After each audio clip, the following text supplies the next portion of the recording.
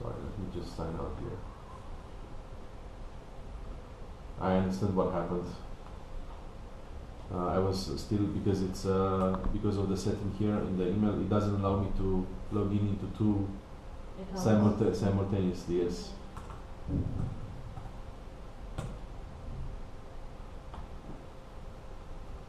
So it was still showing Florin Kokosh here on the side. So now it's Mihai Tenea, and I have tender reports waiting for approval. See, it's different.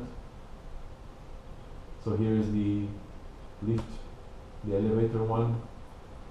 Open it.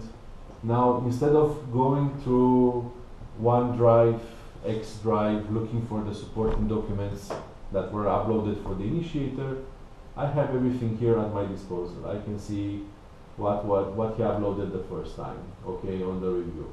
I can see the received views, everything that was uploaded, I can see the documents. I can print them, I can download them. This is the purchase order, whatever the document was. Everything is here. He came back with the second offer. All the documents, you don't have to look for them, you don't have to copy them, so you can have them. I can see his remarks. And then I have the financial validation. I have all the details regarding the budget. Decision. Back then it was simple, just approve and reject. Comments, nice work. And send.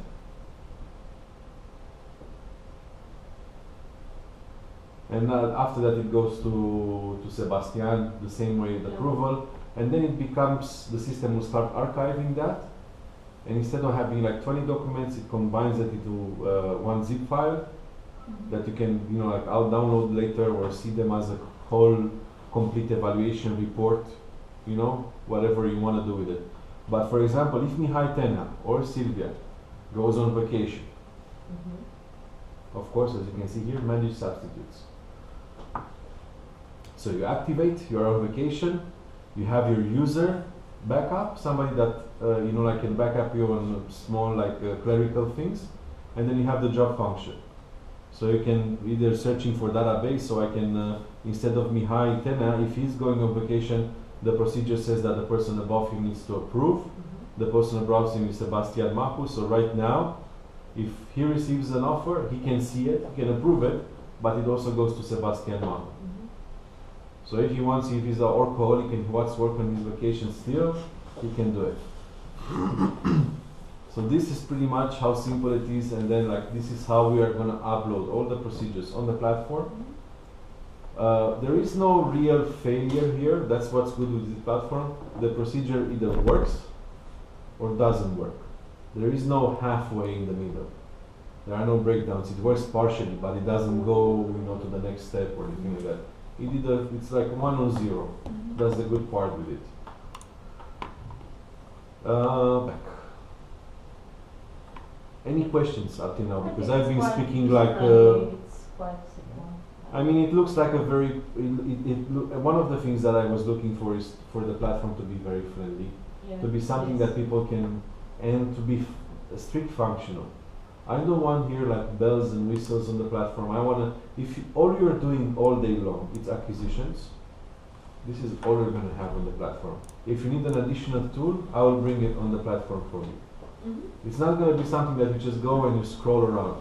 If you want to have tasks, every time you send or you do something on the platform, you have the opportunity to get notified immediately.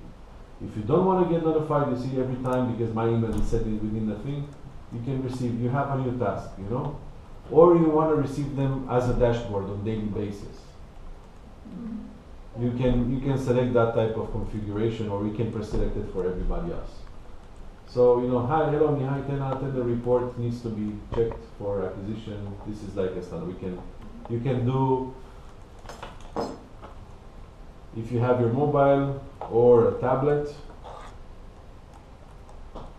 it's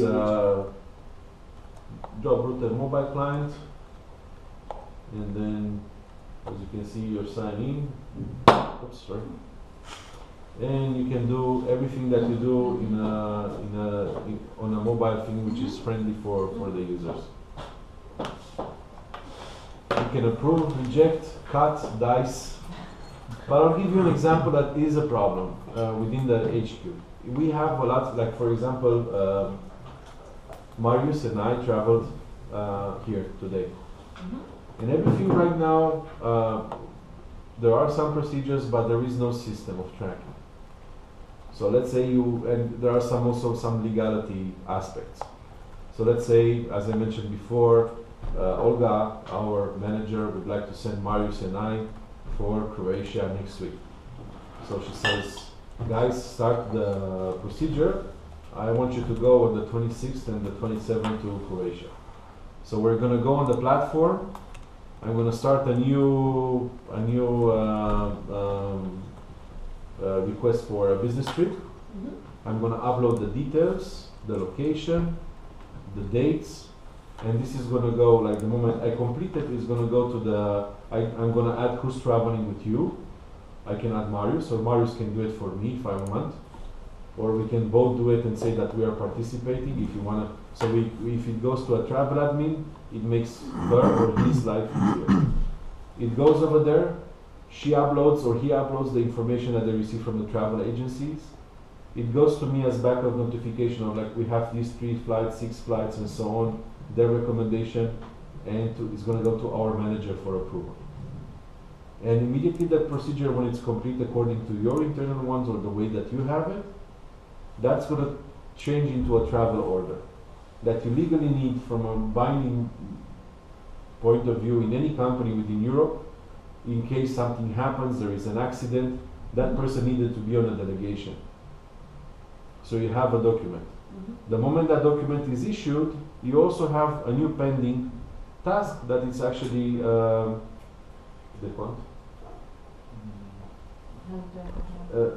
just like recovering your expenses. So you're going to have a pending one with the trip name, and you're going to go in and upload the expenses that you have, and you can recover and send it to the approval to the treasury or to the accounting department, instead of going with wrappers of papers and emails and please approve, or I send it to you expenses report. So any function that right now is a little bit chaotic or is a little bit out of hand, it's going to be able to be uploaded within the. I'm going to give you an example. We have the development department, which is Andrei Radu in Romania. He's the one that's in charge of developing new locations for us. So everything with him, including starts with the selection of the project management company. And then the project manager from that company says, let's say that guy is responsible for structure. He's going to come on the platform and upload his budget for the structure of the mall that needs to be approved by our cost controller and project manager. Once that's approved, he can start doing acquisitions on that project. And everything is within the system, including managing the relationship with the contractor all the way to the handover of the works. So this is my part. This is what I came here. I'm happy to hear from our pre-discussion when I mentioned the electronic signature. I wanted to ask you if there is. Are you using electronic signature for signing contracts? Are you aware of any specifics with the legislation regarding to? There's a little bit of problem with the legislation. You have to have a. You have to have this electronic ID to use electronic signature. This is one of the modifications that came into effect. No, not divided. A great system. I'm not sure if everyone has such an ID. No. No, I'm gonna tell you. I'm gonna tell Beginning of problem.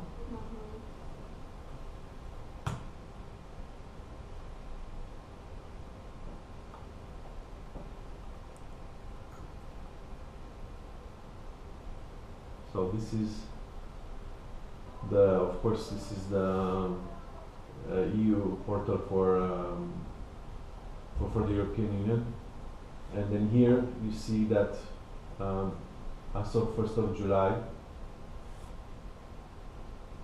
ADAS, this is the name of the new legislation, came to change legislations that are over 18 years old. So right now we no longer need those tokens. We no longer need those systems.